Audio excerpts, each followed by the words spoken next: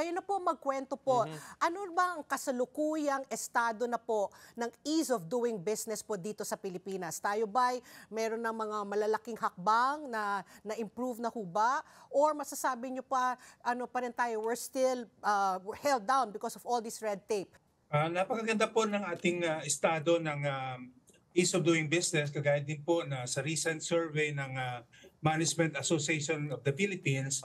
Isa po sa unang-unang nasa pag-iisip ng ating mga negosyante, be it local or international, is about ease of doing business in the country. Kasi yung ating mga negosyante, bago po sila mag-decide na mag-invest sa ating bansa, titingnan po nila yung sitwasyon. At ito po, ang foremost in their mind is about ease of doing business. Ano po ba itong ease of doing business?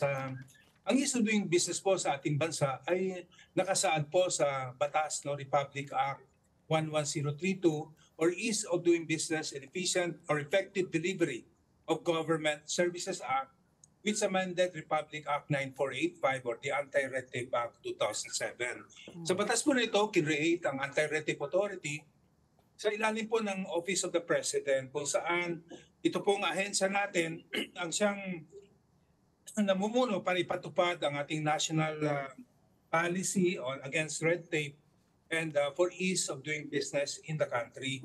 Despite of the efforts of our government, bakit ho up to this point, mababa pa rin ho yung score na nakukuha ng Pilipinas according to Transparency International. Nasa 33 out of 100 lang daw po ang nakuhang score ng Pilipinas despite of the efforts po na ginagawa natin in terms of corruption and ito nga hong mga anti-red tape po na ito.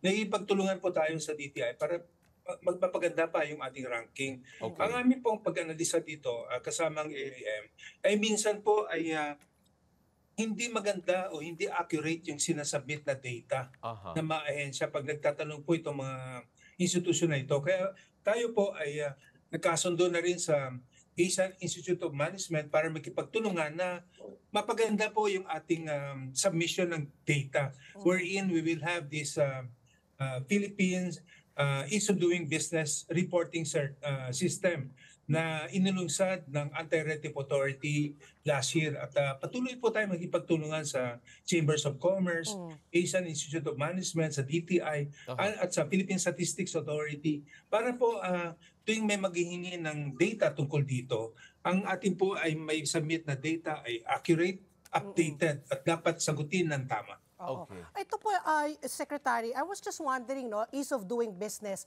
And yet parang iba-iba ang mga steps, yung mga panuntunan, bawat LGU. Correct. Like for example, mag-apply ako sa Quezon City, ang requirements kunyari is A to D. Pero pag pumunta ako ng Makati, biglang magiging A to G. So, hindi ba pwede natin i-standardize so that regardless of where you open, pare-pareho yung inyong kailangan na submit na requirements, and at the same time, you will also see the efficiency of that LGU. If let's say, by ang Quezon City, 5 days tapos na, pero bakit ang Makati, 3 days lang? And yet pareho yung mga requirements. Ang ating pong batas ay nire-require lahat ng local government units to set up an electronic business one-stop shop within 3 years from the effectivity of the law. Naging effective po yung Ease of Doing Business Law noong June 17, 2018. Dapat po by June 17, 2021, lahat po dapat ng LGUs ay nakapag-set up na.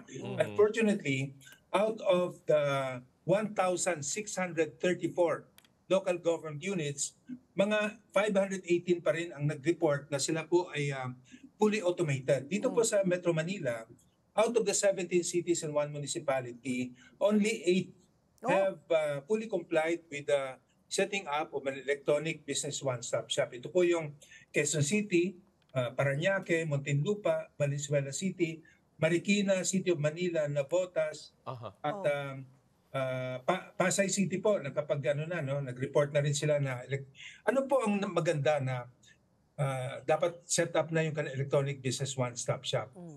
Maximum po, dapat 1 day lang may issue na yung business permit. Okay. Be it original application or renewal.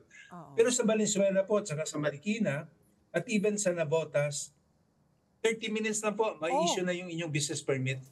At pag renewal, 20 minutes. Ganun din po sa Cagayan de Oro. So, sana po kami nag-aapila na patuloy po tayong nag-check, nagmo-monitor ng lahat ng LGUs para sila mag-comply dito sa requirement. Oo. Madali lang po dahil ang ARTA naglabas po ng Joint Memorandum Circular within 1 year from the pandemic. Ito po ay guidelines na dapat sundin lang nila at sa pagkikipagtulungan po ng ARTA sa DICT, tinitrain po natin ang LGU na mag-comply dito. Libre naman po yung system. They call this the Integrated Business Permitting and Licensing System. So wala pong dahilan na bakit hindi sila mag-comply. Pero kahit na po may dahilan sila. Like halimbawa, mahina ang internet, kulang sa resources. Kahit tayo hindi po ay nakipag-ugnayan sa Aboitiz Group tsaka sa Meralco, kung saan nag-identify po tayo dito sa tinatawag nating Pinas Bilis sa Aboitiz. No? Nag-identify po tayo ng 10 LGU para ititrain po, capacitate donation of hardware and software. Ito naman pong Meralco donate po ng 500 used computers na dinistribute po sa mga LGU. Hindi lang po donation ng hardware, kasama na rin po dito yung mag-train para sila makapag-comply doon sa Electronic Business One-Stop Shop. Ngayon,